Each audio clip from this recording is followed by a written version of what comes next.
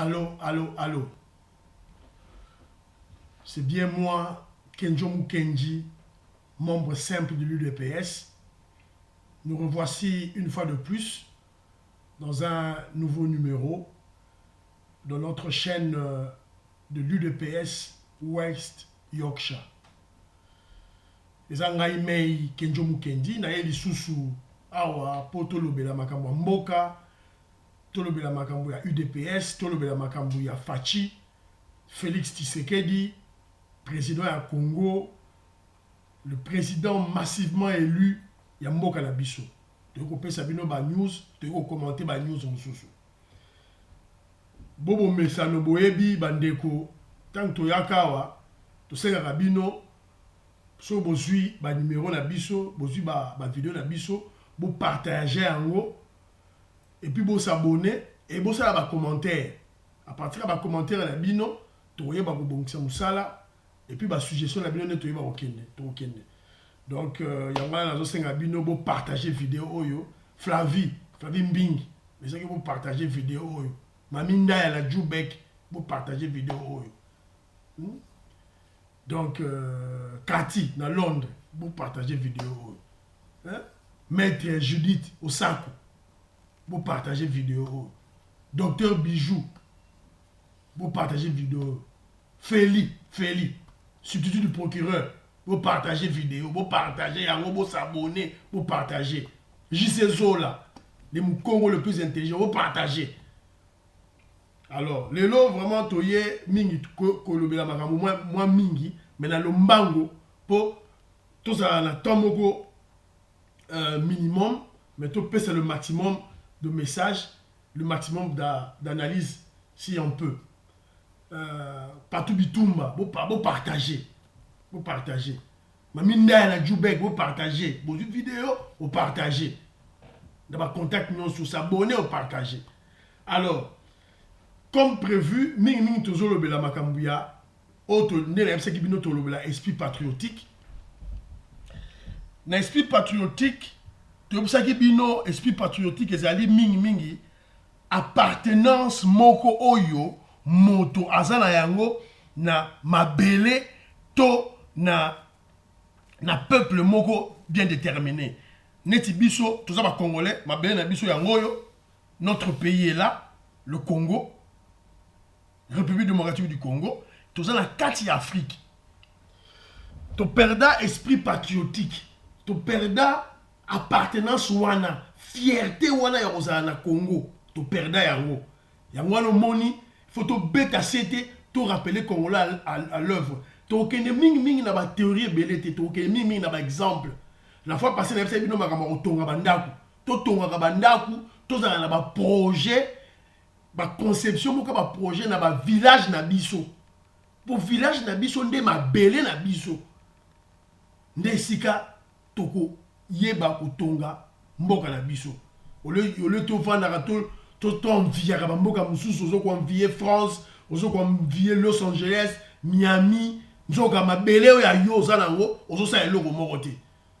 Donc ezali malamu te. Lelo mingi to lobela mingi la culture, mais la culture est vaste né dans le baki précédemment, mais tout ça l'autre moko élément moko très important, ezali la langue, nos langues. Minoko tozo ko loba. To perdre yango.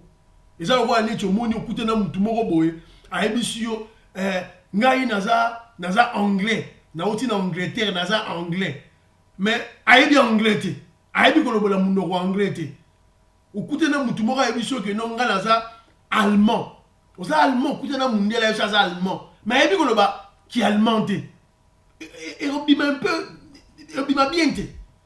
Donc c'est le cas avec nous.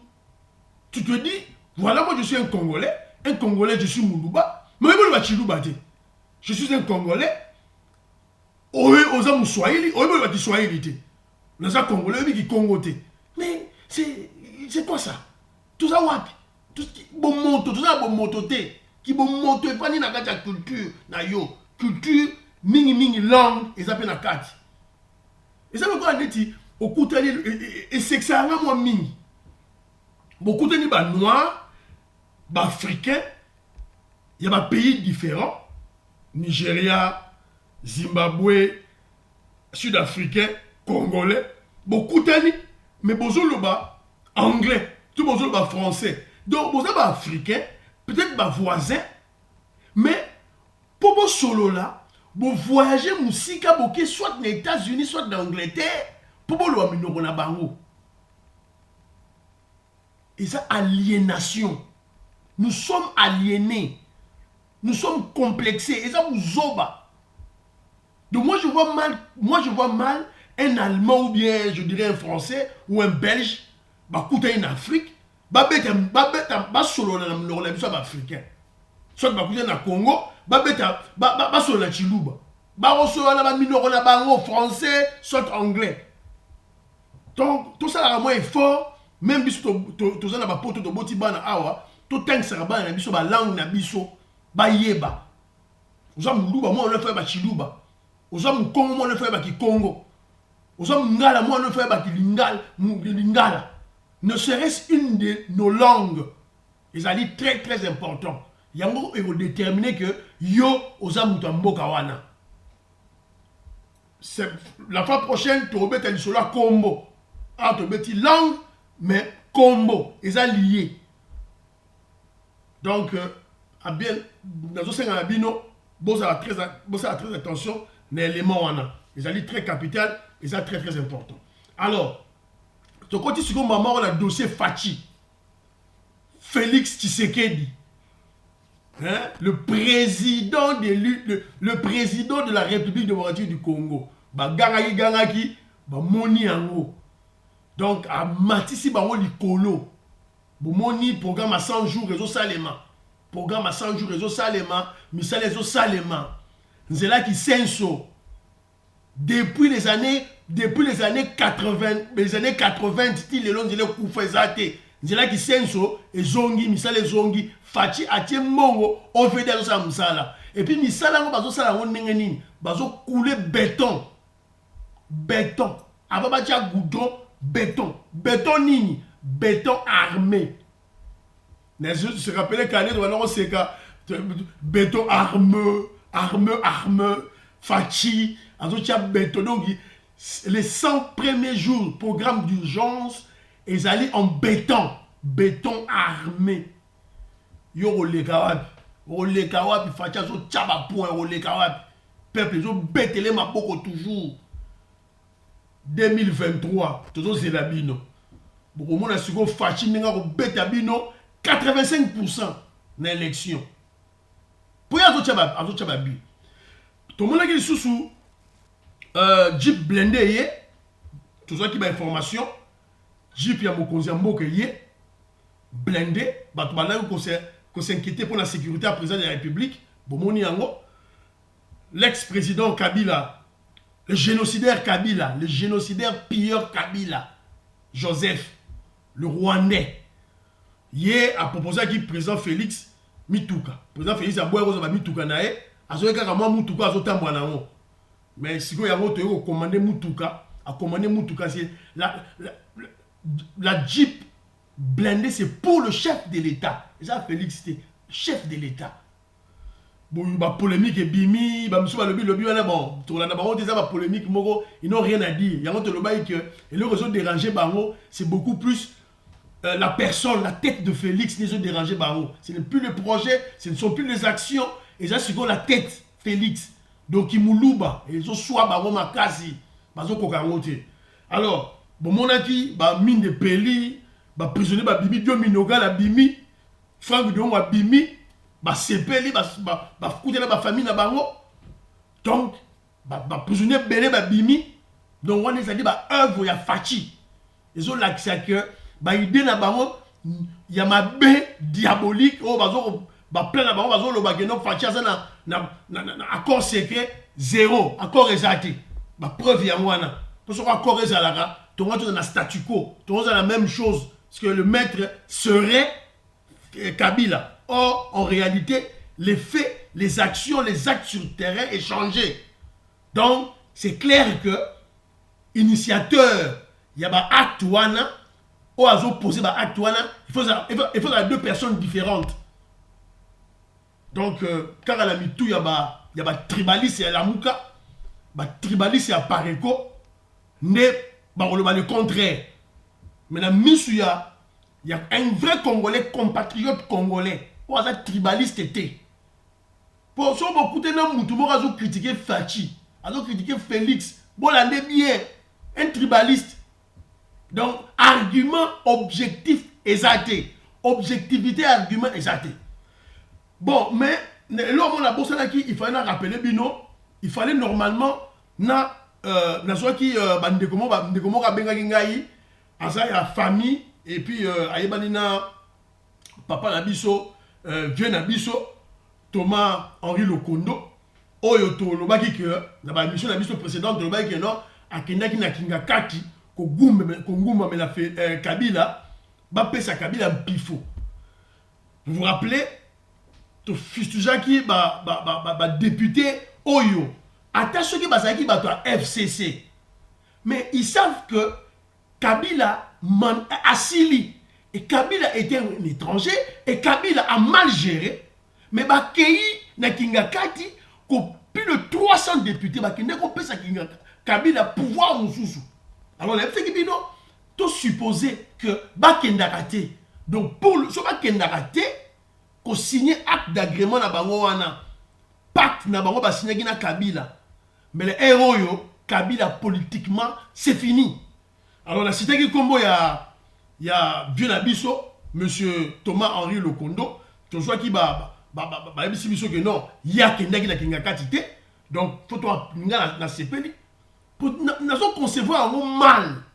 Nous allons concevoir un mal des intellectuels, des Congolais, puisque Félix, tête à Félix, c'est tout ce pays, ça va monter. Toi, ça moulouba, toi, ça mouta UDPS. Donc, il faut beaucoup qu'on pèse les choses au pouvoir, na moutou, ou échoué, ou abomi mboka. Et de surcroît, c'est un étranger. C'est inconcevable. Non, moi, le roi, il va José Makila. Maître Kilolo. Donc, ça fait très mal. Ça fait très mal. Ils ont fait ça passer. Boulo Chibala. Bato FCC. Bakeko Gumba Mela. Kabila. Donc, moi, c'est inconcevable. Au lieu de que les Congolais va comprendre que non, le mal est signé Zawana. Puisque, Soki, même Sénat Oyo, président Félix a suspendu qui installation, paraît-il. Après rapport, il y a procureur général de la République, il y a procureur Moussoussou, parce que instruction Ezali la justice a autorisé Bango, ce n'est qu'au côté là. Attention que c'est non au côté. Attention que vous avez un FCC. Mais Kabila c'est fini. Pourquoi il faut que ça l'allégeance naïe? Il faut donc mettre à CT na Batouana. Toye babanda kuna Bango. Toye bango to bana ko fustiger bango à la média au lieu qu'on gagne à tout moment Fachi. Laissez-le tranquille. On s'occuper à tout ça musala boutique à être tranquille ou meka boutique à Fachi à ça la musala na yenenge zo kendele ou meka ko toucher na Fachi to bebani nous sommes clairs et toujours sabino. Il y a un voyage, il y a Fachi, président d'Abisso, aux États-Unis. Déjà créé polémique. À quel coup tu n'as noté? États-Unis, quand on a annoncé qu'aux États-Unis, que Félix aux États-Unis, alors que nos coups de Donald Trump, et créé polémique. Mais même ce qui Bino a tantôt, je vous avais expliqué. Mais nous avons mené lutte non armée. Lutte non armée, vanille dans le pilier Misatu. Les pressions internes, les gens le roi net, marche, ville morte, dénonciation. Deuxième pilier, ils allaient diplomatie. Diplomatie, c'est-à-dire les pressions extérieures. Et troisième pilier, ils allaient le dialogue. Pour au solo là. Le solo là. Le dialogue. Toujours indépendance, Nabilo Romisatouana. Indépendance, Nabilo, nos pères de l'indépendance, Lumumba, Kasavubu, Kalonji Moulopoué, Bolikango, Chombe, Lekaka Nzela Misato. Nzela pe Misato Ope, premier docteur en droit, Etienne Tshisekedi Wamulumba, à la Kisibison Zelango. Yango pe, le guide suprême de la révolution radicale, Félix Tshisekedi, à côté de Zelango. Tout ça qui va pression intérieure, Tokei, dans le dialogue de Yasenko, et puis tu as diplomatie. Diplomatie, en gros, tu as diplomatie, Belgique, France, tu vas comprendre que c'est limité. Fatih va comprendre que c'est limité, même aux États-Unis. Pouvoir rejoindre. Rappelez-vous, quand on a publié le résultat, Donald Trump a tindaki 80 troupes américaines stationnées à Gabon. Kabila Keba, Kabila Keba, Nanga Tanga ba résultat solo.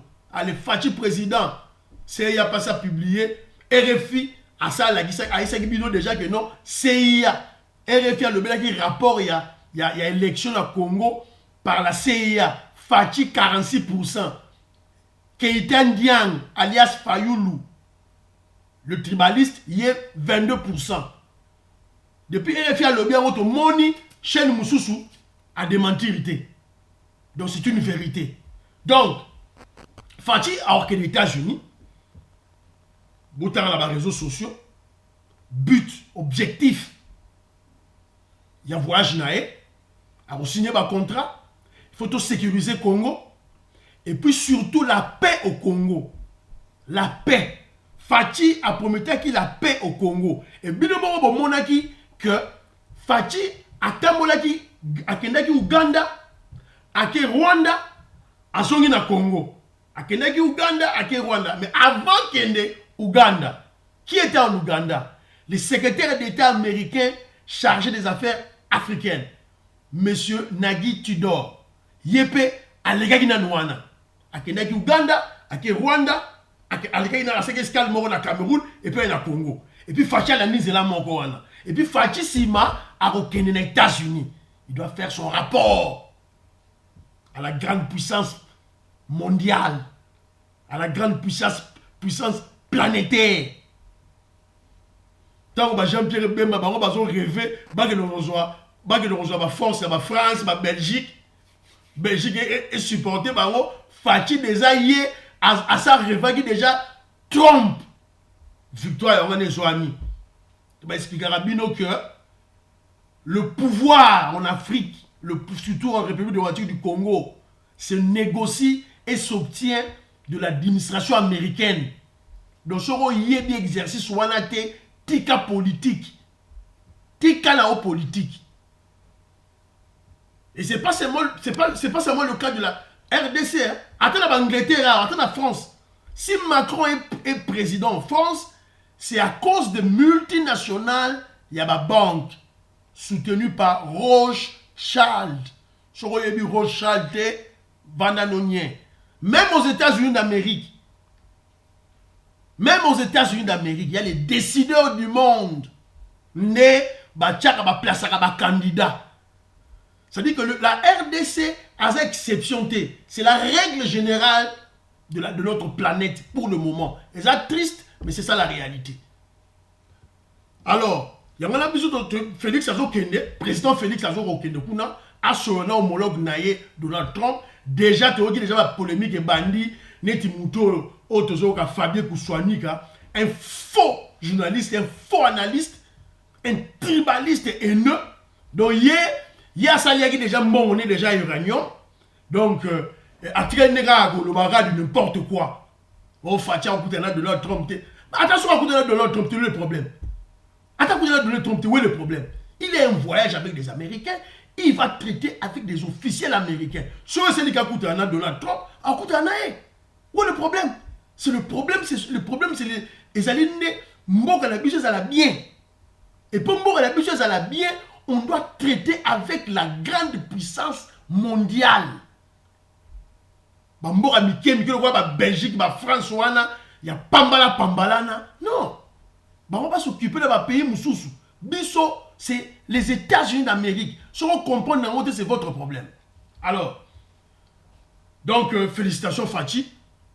Salam Malamou, tant que les États-Unis, dialoguer bien, c'est un contrat Malamou, mais maintenant biso misala parce qu'il y a on de fachazo que nous bunda surtout la paix na mboka na biso la paix nde fachi problème na ya wana 5e président o balaka ki na professeur Simon Kimbangu Félix Tshisekedi paix pour paix il y a on européen sa stabilité stabilité il y a on européen sa développement et développement il y a on européen sa épanouissement de l'homme mutu moindo azu akome épanoui et tant que tu as un développement né tu vas faire face na mundele pour te libérer ma belle na biso Afrique pour ça on a libumu on liate éducation ça bien té o bunisa mundele neni on a connaissance té on a knowledge té o bunisa mundele neni o kokati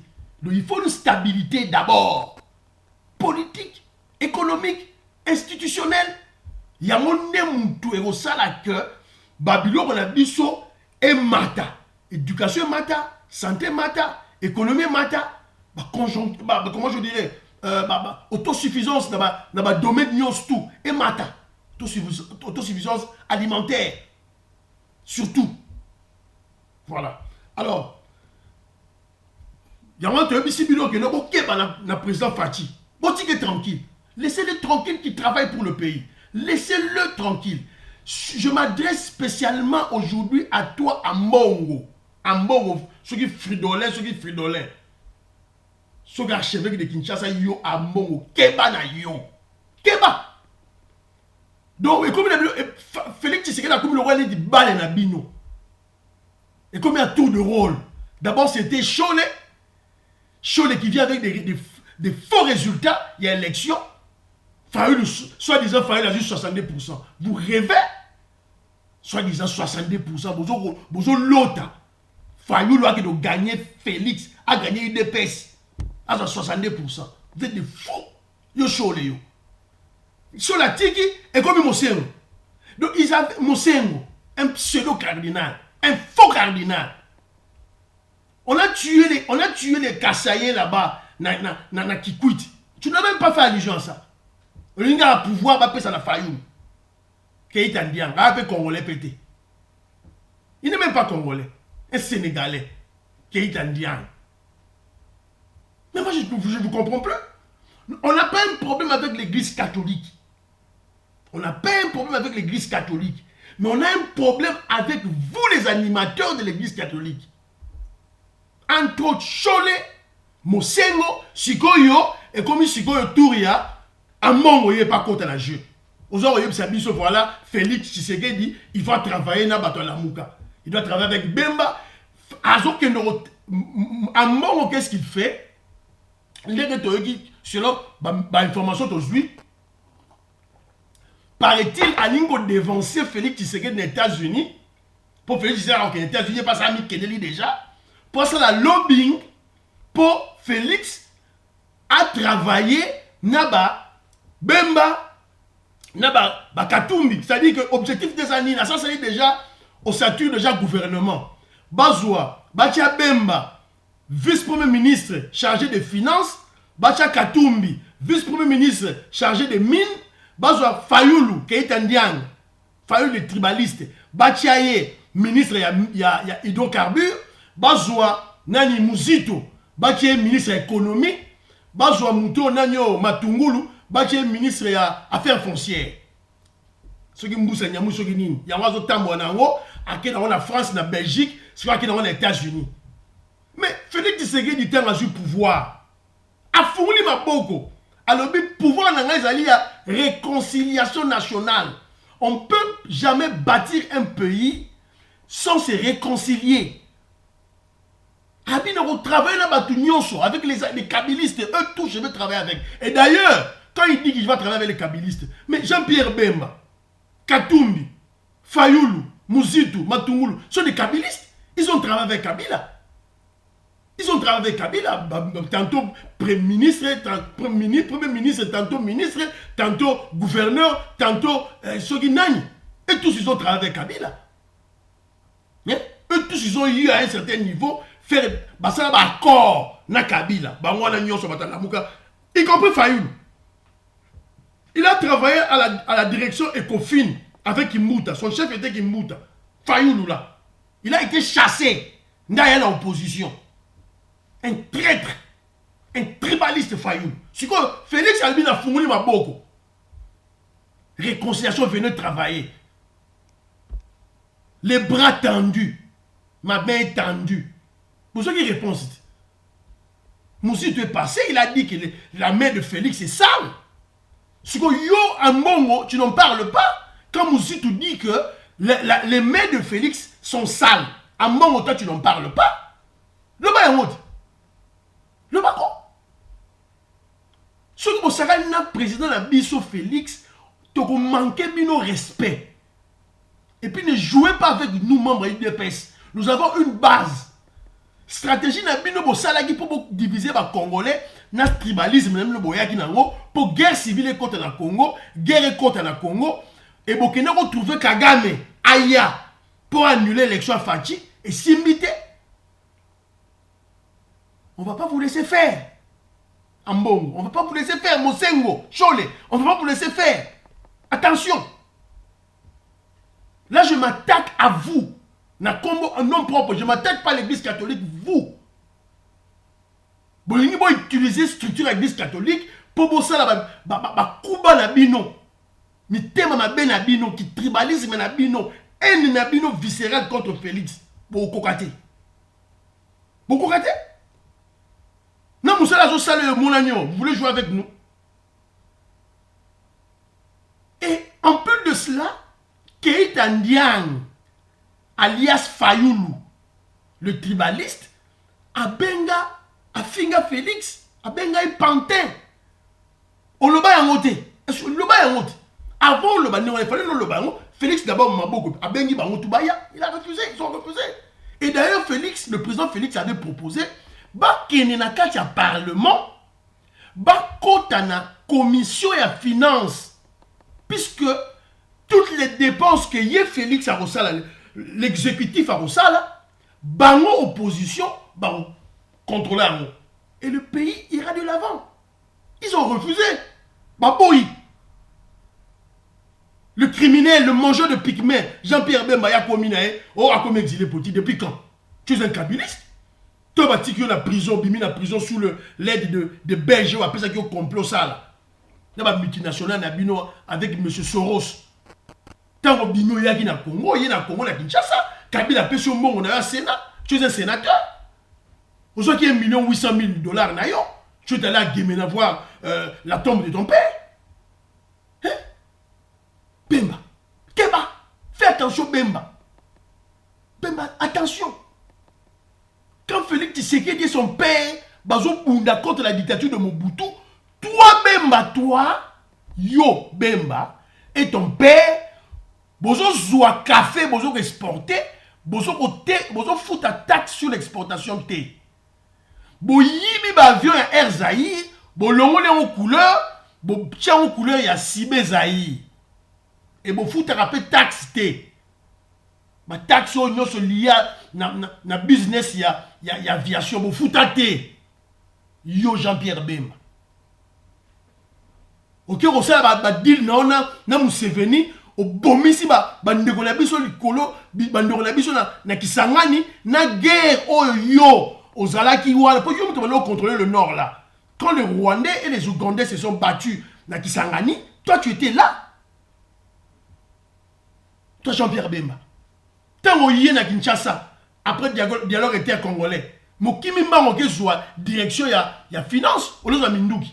Vous savez Mindouki pourquoi? Et malgré cela, au bois qui Mindouki, mais quand même, tu étais en charge du ministère de l'Intérieur. Entre autres, le service de sécurité et surtout la police nationale. Dis-nous, combien de généraux la police nationale tu as nommé? Tu as tout laissé à Kabila. Hein? Toi, c'est l'argent qui compte pour toi. L'argent. Dès que tu rentres à Kinshasa, tu as fait un saut pour voir la société Sengamine. Oh, il y a diamant. Yo, je t'ai vu. Moi, je t'ai vu à la Sengamine. Pour toi, pour toi, c'est moi l'argent. Diamant. Tu étais à la Sengamine. Tant que c'est qui merlite. Moi, j'étais vu là-bas à Sengami. Dès qu'on commence à Kinshasa, on dit rébellion, on a Kinshasa, on a Kasaï. Pour aller voir la société Sengamine qui exploite le diamant. Ils ont où dans la Kimberlite. Mon grand des autres qui préoccupent là. Kouyiba mon. Non, on en a marre avec vous.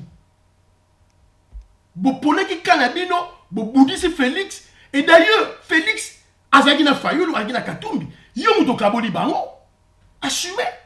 Vous avez échoué aux élections, assumez.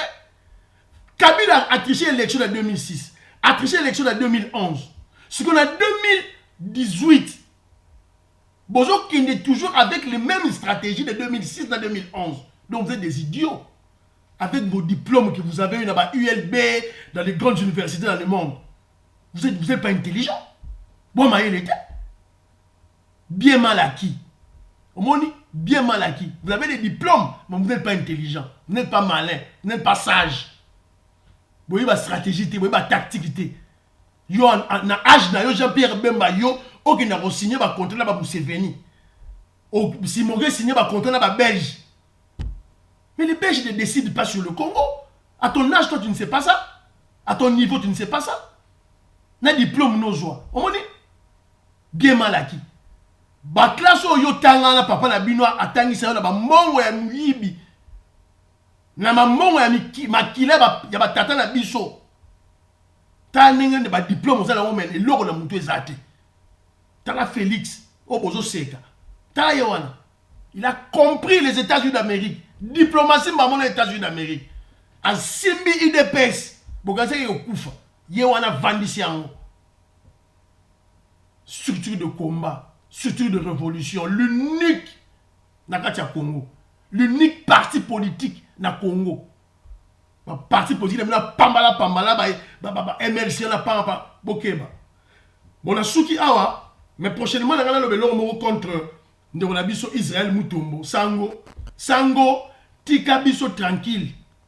Na président biso Kamere, tika biso tranquille. Président Félix Tshisekedi a ses limites, a son style naïe. Soki, président Kamere a débordé la limite naïe, président Félix a royé bisaïe. Ce n'est pas toi, on médiatise en haut. Ça la moussa na yo, la politique bien, ça la propagande na yo, ya fallu bien, le roi va bêter qui yo na Sainte-Thérèse, yo ragité, va bêter qui na Sainte-Thérèse. Toi, tu crois qu'on t'avait tapé à Sainte-Thérèse, pourquoi? Hein?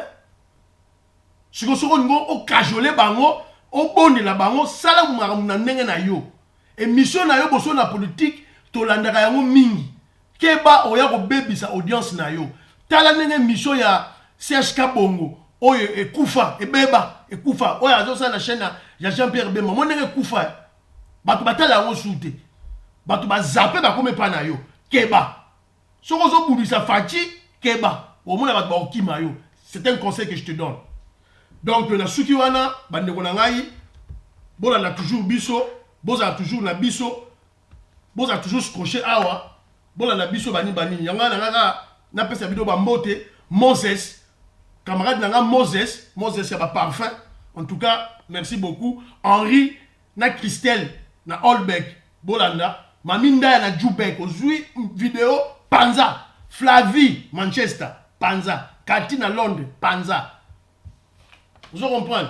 JC Zola, Pasteur Colin, Pasteur Rémi. Vieux Godé. Aujourd'hui, vidéo Panzi. Yo dans son contact, combien de téléphone na yo Panza. JC Zola le Congo le plus intelligent Panza. Hein? DJ c'est ça. Mote ya yo amwana. Et Mekama Malé. Ma, ya yo amwana. Qui sont le condo. Qui sont le condo. Na rectifié. George Bassi. Andi Omolong. Ma, yango Andi Omolong. Ingénieur Bill. Ma, yabino yamwana. Ingénieur Bill. Donc, monsieur Jean-Pierre Mbikoulou, pour cette vidéo, vous pensez, et ça a bien quoi.